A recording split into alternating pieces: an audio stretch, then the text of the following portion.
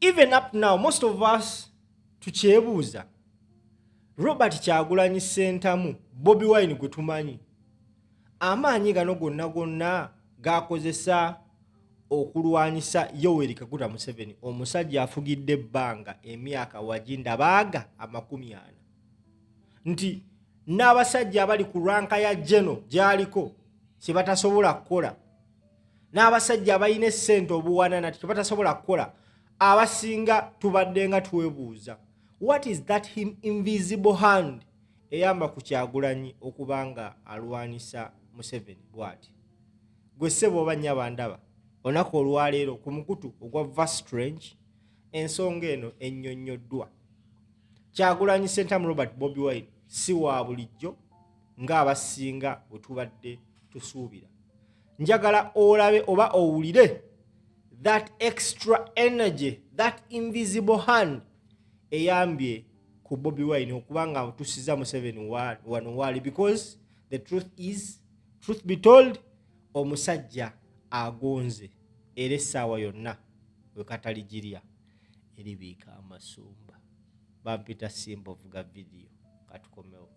Nyukiriya ebyo mwawuliddeko nga United Nations etudde mbwekonda eminga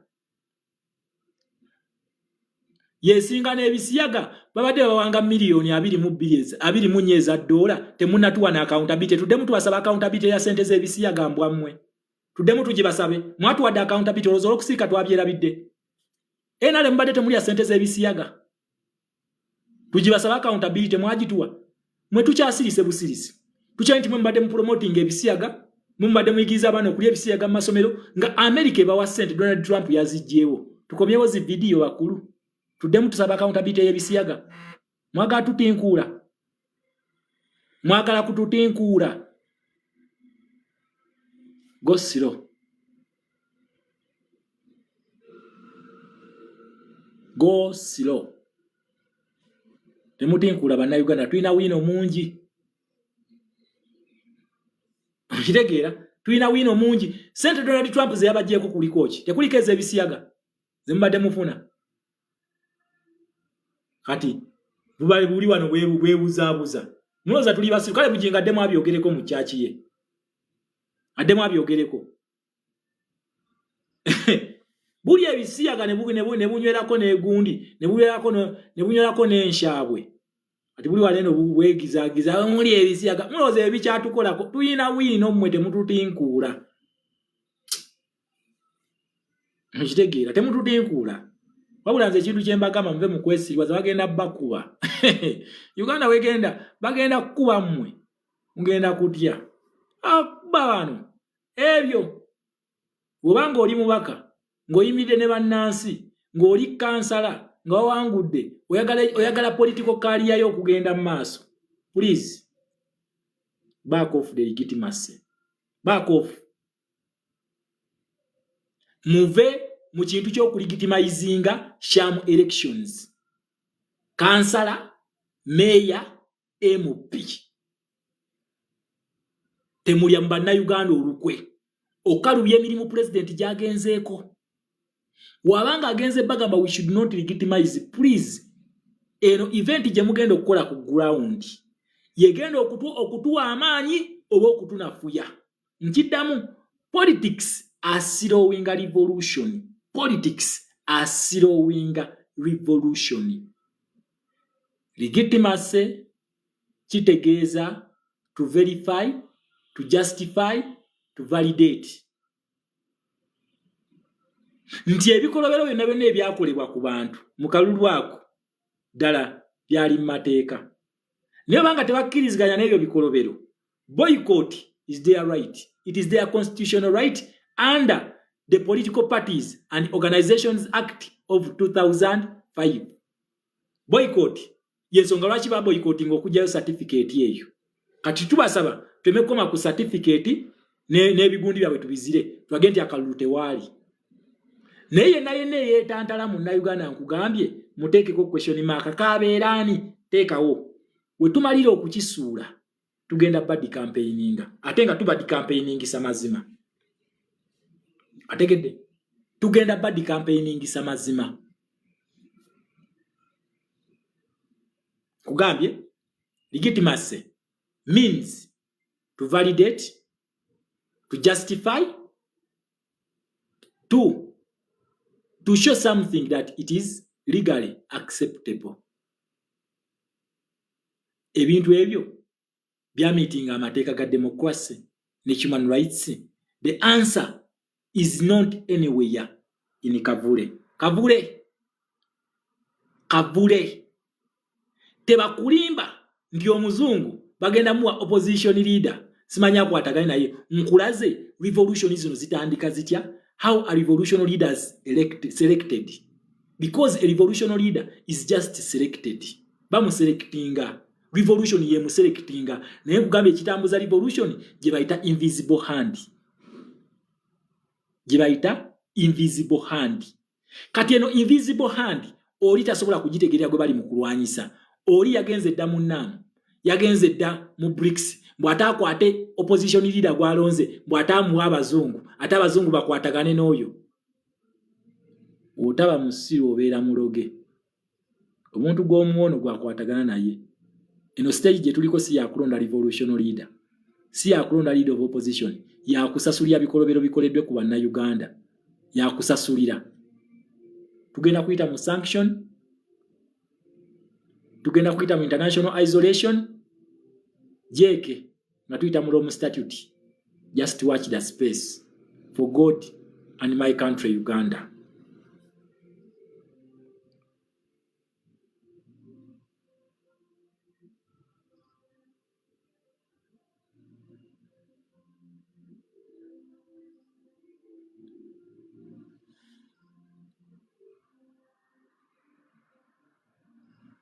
Ate wona le balazeewa.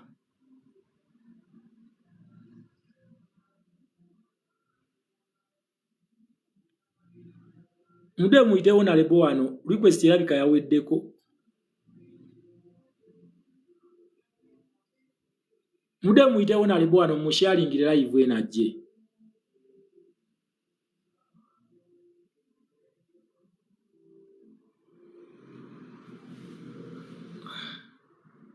Awula mude musindike request za mweza weddeko dda.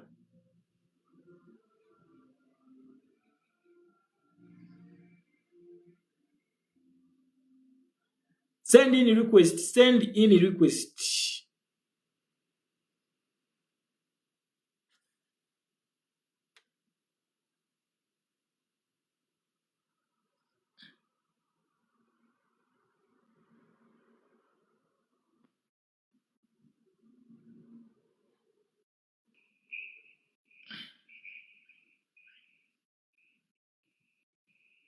Caroline.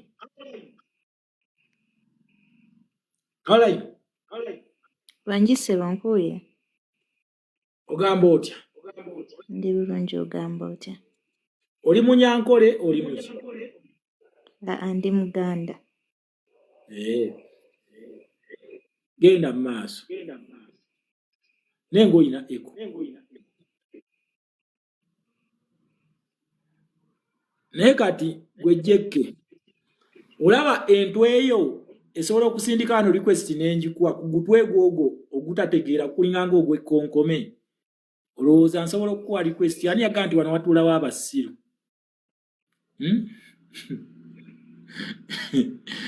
Wano abasiru tebatuulawo. Genda eri mu P2B bajja kukuwa naye wano watuulawo bagezi bokka. So gakuleme gakusazaamu gundi yo request yo. You are not invited here. This is called infinity class where quality matters. Kale kankuyambe nji counseling. Caroline. Banjise. Yogera keri eggwanga. Oze kundabako nga wennyirira.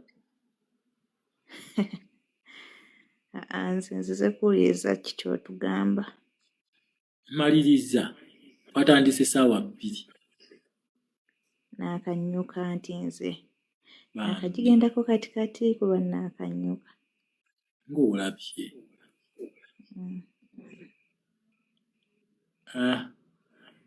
Sorry. Musindike request twogere tugende maaso njagala kugenda. Mulete Honorable Sadamani wano. Honorable Sadamani yataddeyo gundi saagirabye. Neggwako.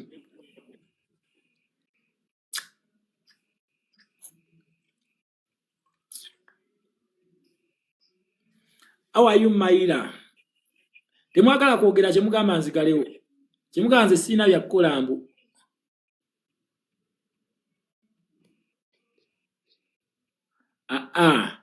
Nze temuyinza kye mugamba sina bya kukola.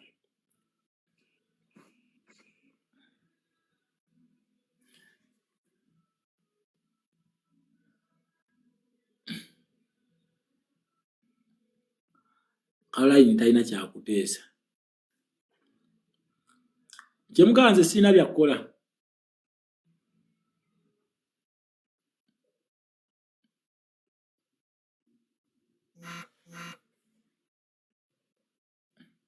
Kye mugamba nze sina bya kukola.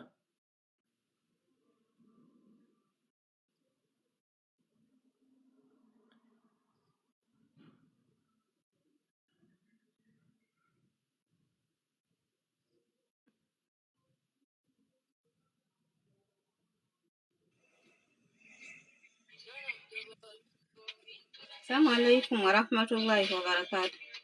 Wa alaikum salam. Radio Sibali mshauri. Sema wewe wale kueleza.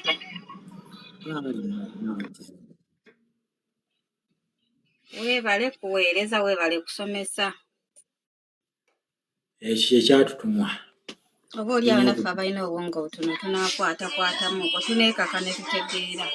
Mwe tulawo okutegeera. Naye ate tutegeera bangu nga batunnyonnyoledde ebbanga ddene. Kituufu. So nze sama kyembadde nteesa oba kyembadde nsaba buli mwana yenna ow'enkyukakyuka naddala ng'olina platform. Nsaba era nga nteesa buteesa siragira.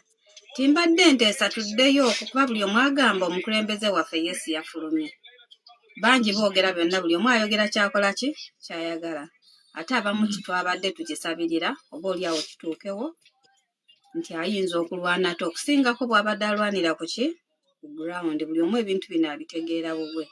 Kati bwe kiba nga kiriwo ekityo ng'abamu bwe tukirowooza nti oba gy'agenza at least kinaasingako nga bw'abadde ali wano ku ground. Mbadde nteesa nti oba bwe muba musomesa abantu bumu bye twetaaga okuyiga oba okukola twandizeemu ne tugamba nti tuboyikootinge. Abalala nga bakyagamba nti abaka balayire tebalayira. Oba tuteekewo enkola ey'okuboyikootinga oba eneekola Boycotting ki? byonna. Leka nkuwulire ekintu kimu. Omanyi nze saagala nnyo okwerimba mweno revolution. Revolution tebagisetingira place. Ekyo tebakikulimba. Gogina ideology ntuufu. Ne goza ameka abali ready okwegattako. Kiba kiteeso just tuteesa kyovola nkugambye siragira. Revolution tebagiteeseza. That is where you go wrong. Tebagiteeseza. Identify your role, fulfill it or betray it. Gwenga gwe protest vote kiki kyosobola okukola mweno revolution. Kiki kyensobola okukola nga nze. Nga gwe. Nze nsobola okuyimirirawo ne nteekawo platform yange. Ayisizaako ekirowoozo kye n'akiyisizaako bwe kiba kitugattako ne tukikola. Kola ekyo. Ekintu kyenkola wano bakiyita sensitization. Kusomesa bantu. Yes. Kyensobola paka revolution weerigwa kino kyengenda okukola. Amiina. Kati gwe togamba mbu osobola okuleeta ekintu bwe abantu ne bakibuukira.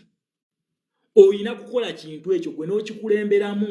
N'ogamba nti kati kino nze nkikulembeddemu mujje naye toleeta biteeso mb'oteeseza balala.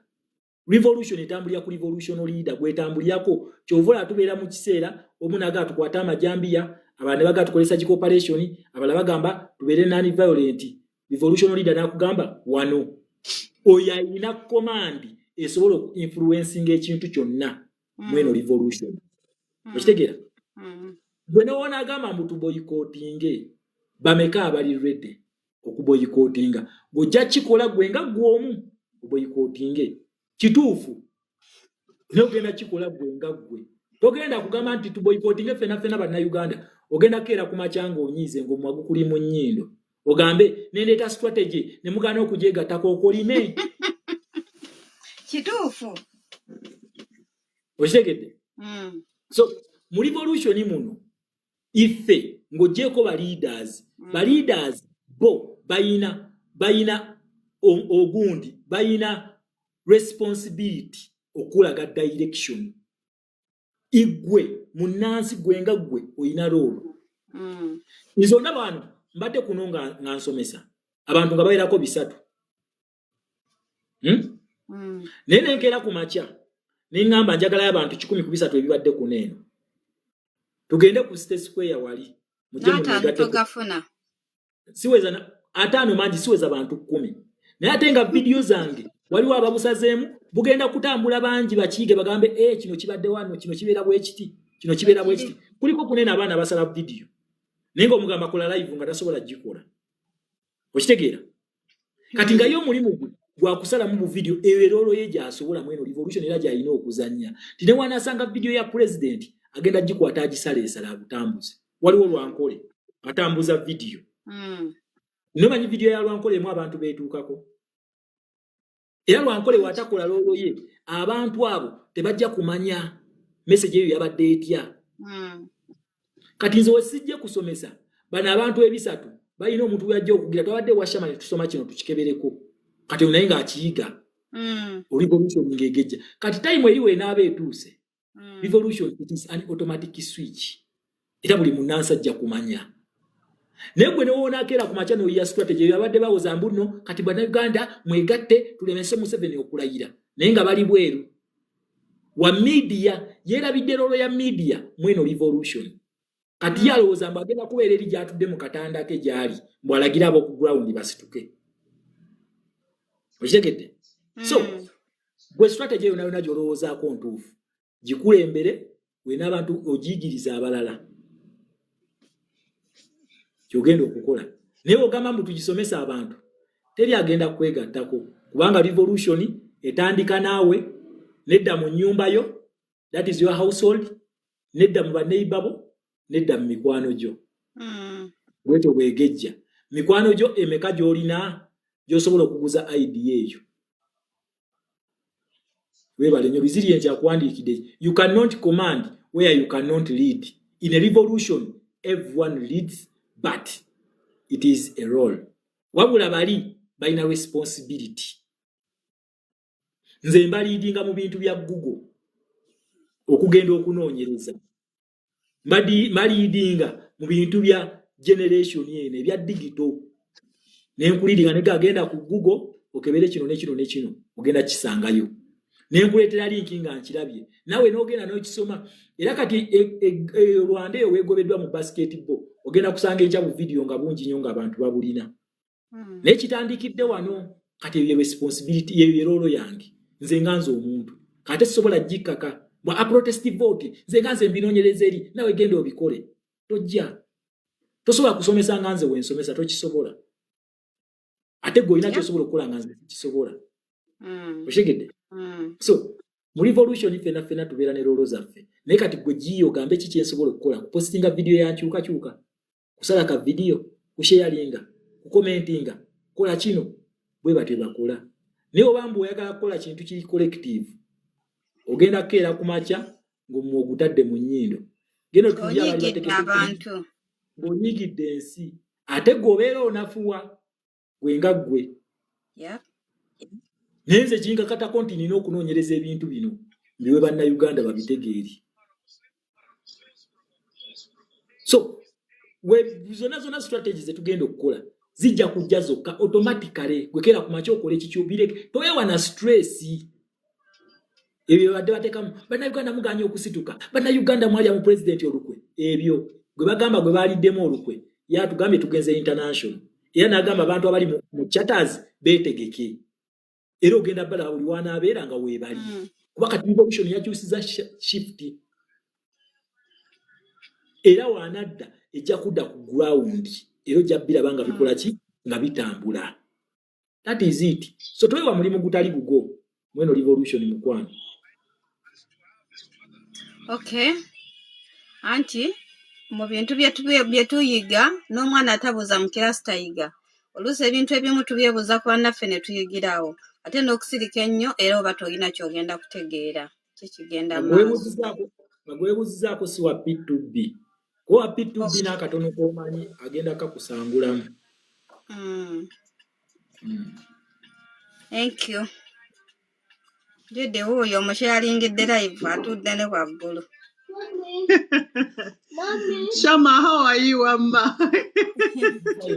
Jude gwolaba munoonyeza na WhatsApp oyo. Nakugambye. Tawa mumuwambye. Tamanyi nti nze ntera okubeera nga nkola ki mbeera ku live yo sometimes sisaba beera eyo nempuliriza but nze nsoma nnyo so akakuubagano kano akavuyo k'abantu sikabeeramu okimanyi that everyone has a role to play so I don't want to go by someone's tune okitegeera. Olabye protest kyenkugambye nti kati Shama akikubuulire ate ayogedde Oluganda nze lwesisobola kwogera bulungi akunnyonnyodde n'omatira nti buli muntu alina role. Mulimu abantu abajja wano ne basudiyasudiya abantu. Mwe kati tukoze kambaweerezeyo akakadde mugende mwekalakase but is it logical? Is it practical? It is not.